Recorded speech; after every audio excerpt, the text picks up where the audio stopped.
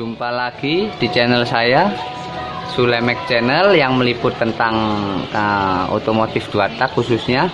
Setelah sebelumnya saya mereview part-part yang telah direstorasi, yang akan saya pasang seluruhnya. Oke, tanpa berlama-lama kita mulai pasang ke rangka semua part-part yang sudah direstorasi. Oke, simak videonya ya.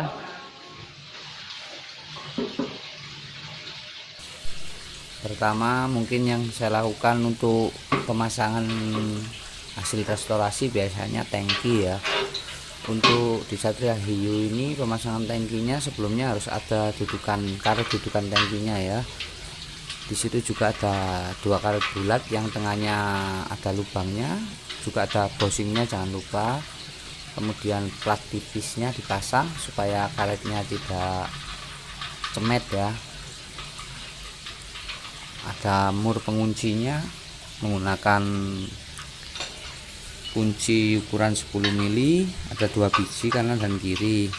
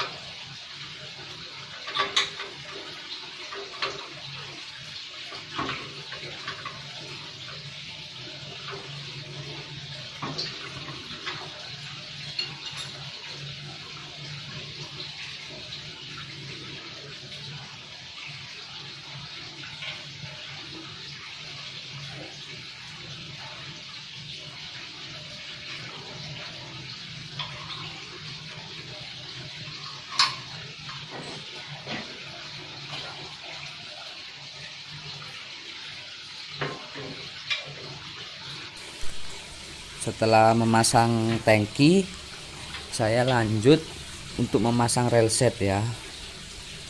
Railset itu dudukan untuk planger ya teman-teman.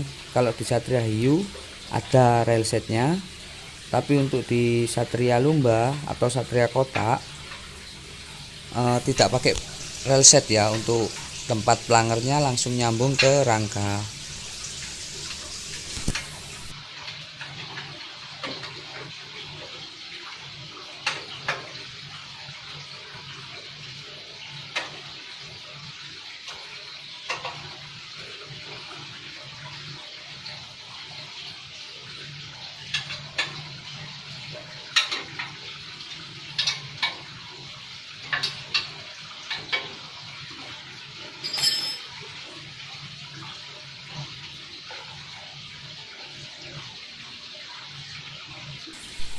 Untuk berikutnya saya memasang box filter ya.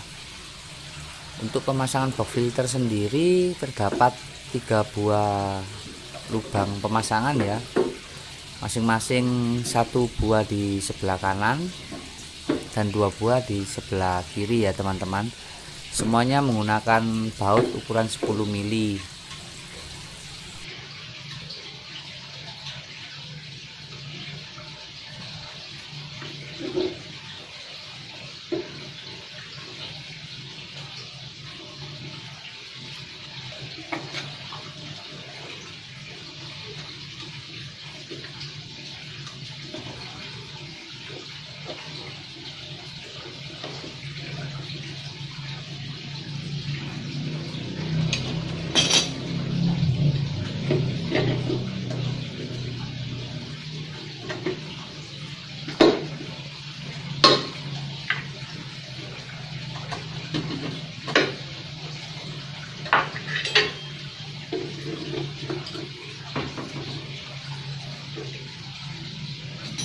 Untuk pemberian grease atau stempet ya, di sini saya menggunakan grease putih, grease high temp itu selain lebih awet juga nggak gampang keras ya teman-teman ya.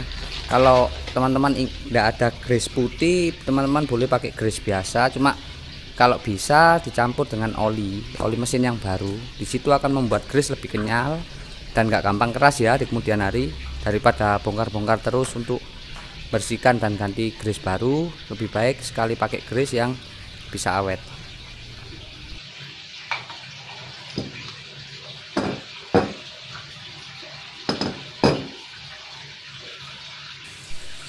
Pada waktu pemberian grease pun usahakan sedikit lebih banyak ya.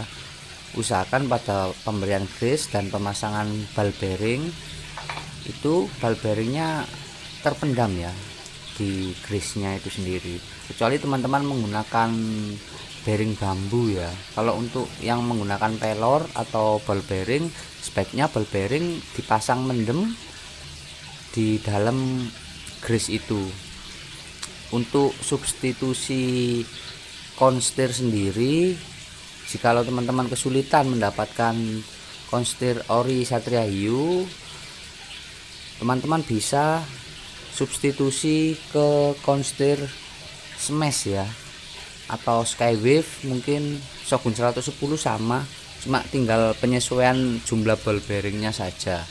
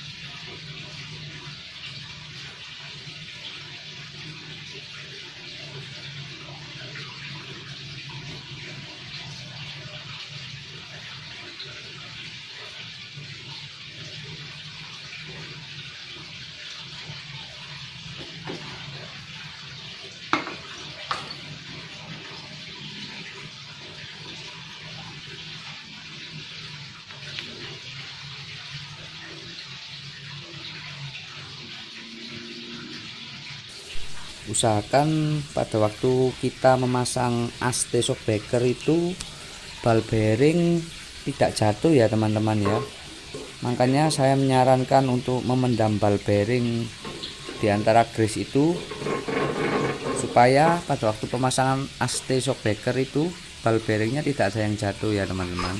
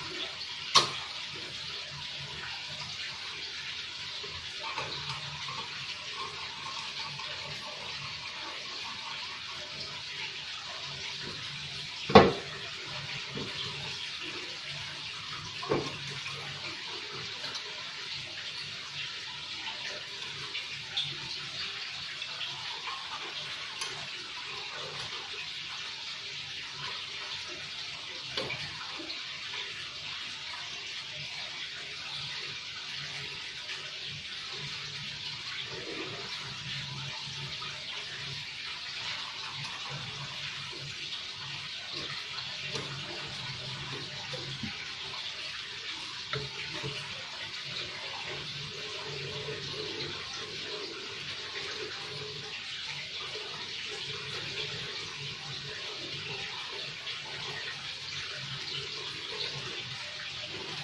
berbagi pengalaman di sini, untuk mengencangkan mur komstir saya menggunakan tracker CVT ya teman-teman. Jadi tidak perlu menggunakan palu ataupun diketok-ketok untuk mengencangkan mur komstir tersebut. Selain lebih aman, hasilnya pun tidak akan membuat lecet mur komstir tersebut ya teman-teman.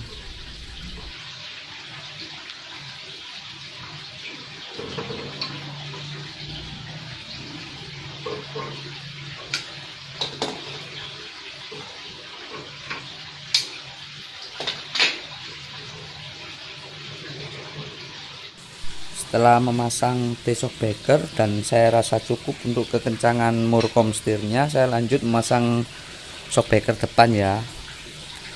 Kebetulan shock breaker depan juga sudah saya servis. Saya melakukan penggantian seal shock breaker kanan kiri, seal dust atau seal debu, penahan debu kanan kiri, juga penggantian oli hidrolis kanan kiri. Untuk pengisian oli hidrolis pun relatif ya teman-teman, tergantung selera teman-teman ingin empuk atau ingin agak keras. Kalau saya biasanya menggunakan 3/4 botol oli hidrolis untuk satu buah shock breaker. Satu kotak oli hidrolis itu kan terdapat 2 botol ya teman-teman, satu untuk sebelah kanan, satu untuk sebelah kiri. Biasanya saya menggunakan per satu shock breaker itu 3/4 botol ya. Ini khusus untuk bebek atau matic ya biasanya. Kalau untuk motor yang menggunakan dual crown macam Ninja, RX King, Scorpio, itu saya menggunakan 1,5 botol sampai 1/3/4 botol per satu biji shock breaker ya teman-teman. Jadi per satu bijinya ya.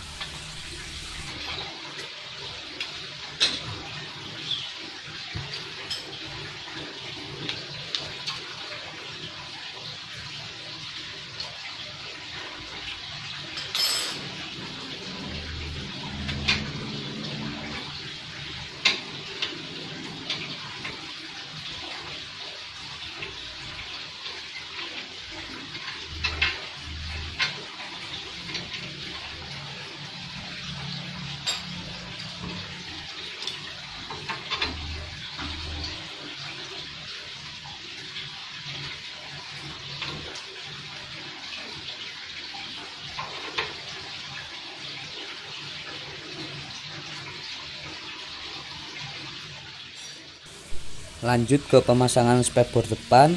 Untuk baut pengunci spakbor depan ada 5 ya teman-teman, 3 di bawah, 1 di kanan dan 1 di kiri. Jangan lupa di bawah itu ada plat dudukan pengunci baut slebbornya ya, agar bisa kenceng dan tidak membuat slebor menjadi bengkok ya teman-teman. Lanjut ke pemasangan arem.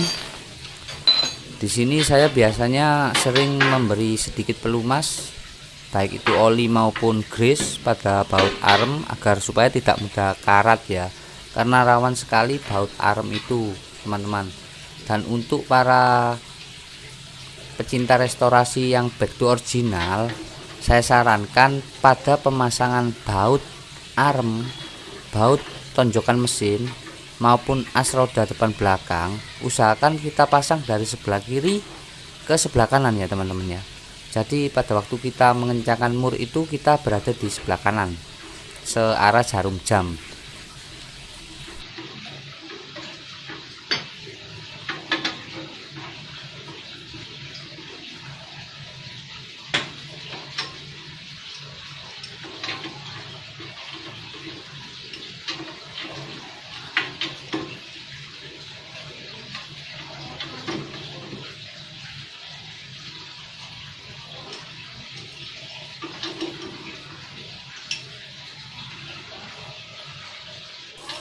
Untuk monoshocknya sendiri saya masih menggunakannya original, cuma saya servis dan saya repaint warna kuning. Untuk servis monoshocknya saya ganti seal juga pembersihan piston monosoknya ya teman-teman, juga penggantian karet damper monosok, agar supaya pada waktu monosok mentok itu arem tidak terlalu ngangkat ke atas ya teman-teman, jadi roda belakang tidak terlalu gasruk ke spakbor belakang. Untuk jumlah oli hidrolisnya relatif juga ya teman-teman. Kalau ini kebetulan monosoknya belum pernah dibongkar, jadi panjang as monosoknya masih bagus. Saya biasanya cuma saya bongkar aja, kecuali kalau monosok itu sudah rekondisi ya teman-teman. Biasanya servisnya dipotong ya, tabungnya dipotong ataupun dibor, itu pasti jumlah minyak hidrolisnya nggak sebanyak pada waktu penggunaan monosok yang masih original. Kebetulan saya ini menggunakan seperempat sampai hampir setengah botol oli hidrolis, itu saya rasa sudah cukup ya. Untuk ribonnya nggak terlalu empuk juga nggak terlalu keras ya teman-teman.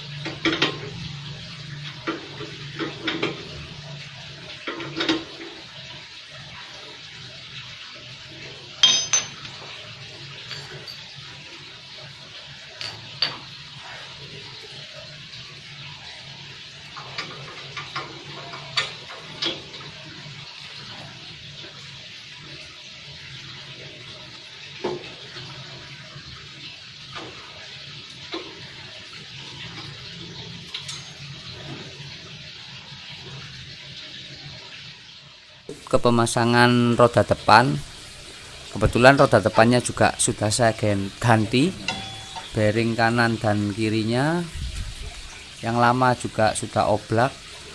Ciri-ciri bearing sudah oblak itu biasanya pada waktu kalian mengendarai di kecepatan 80 sampai 100 km itu setir getar ya. Terus pada waktu kita melintasi jalan tidak rata itu getar sekali, getar. Juga waktu direm depan mendadak itu rasanya oleng, itu tanda-tanda bearing minta ganti.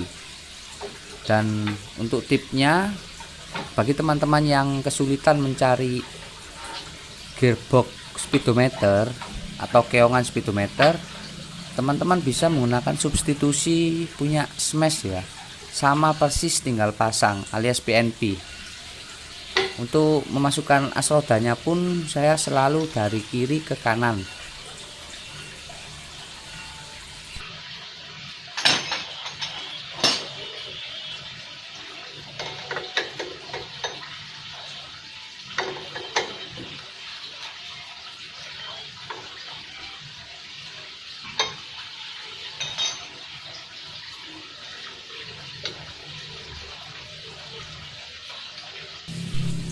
Lanjut pemasangan roda belakang.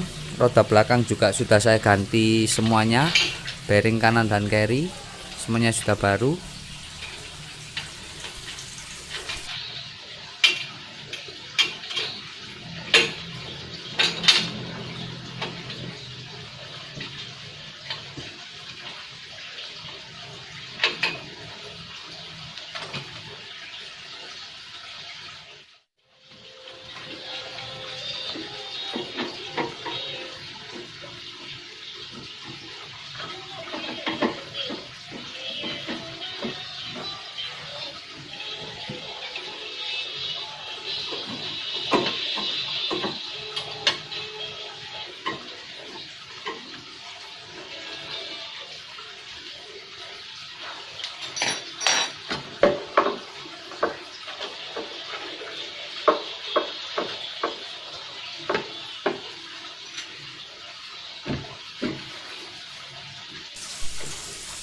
Lanjut ke pemasangan setir depan ya. Kebetulan di sini juga sudah saya rangkap sebelumnya untuk holder kanan dan holder kiri, hanvat juga untuk jalur setir ya teman-teman. Sudah saya rangkap semuanya, jadi saya tinggal masang setirnya aja. Pada waktu pemasangan setir usahakan bautnya jangan terlalu kencang dulu ya. Kita lihat senter setirnya dulu, karena ini bukan motor yang menggunakan double crown yang bisa langsung senter berdasarkan asok breaker ya teman-teman ya. Jadi kita senterkan dulu kanan dan kiri, setelah dirasa cukup baru kita kencangkan. Itu pun kadang juga setelah pemasangan batok speedo, batok depan itu kadang ada roda yang kurang ke kiri ataupun ke kanan sedikit. Tanda-tanda setir yang tidak senter pada waktu kita pemakaian kendaraan itu, tangan sebelah baik kanan ataupun kiri pasti merasakan pegal. Itu tanda-tanda setir yang tidak senter.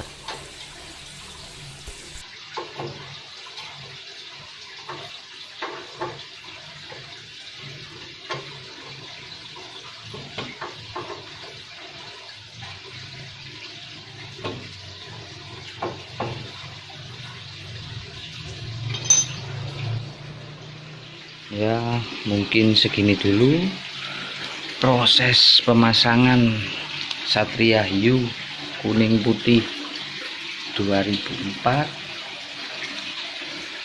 Ini mungkin part pertama ya, karena mungkin saya bagi menjadi beberapa part, karena tak mungkin saya selesaiin semuanya, karena saya baru bisa ngerjain sekitar jam 10 malam. Di saat semuanya tidur, saya baru bisa melanjutkan hobi saya ya. Jadi harap maklum, barangkali teman-teman suka dengan video saya ini, tolong like, komen, dan juga subscribe agar saya semakin cepat, semakin semangat menyelesaikan Satria Hiyu 2004 kuning putih ini. Oke, terima kasih.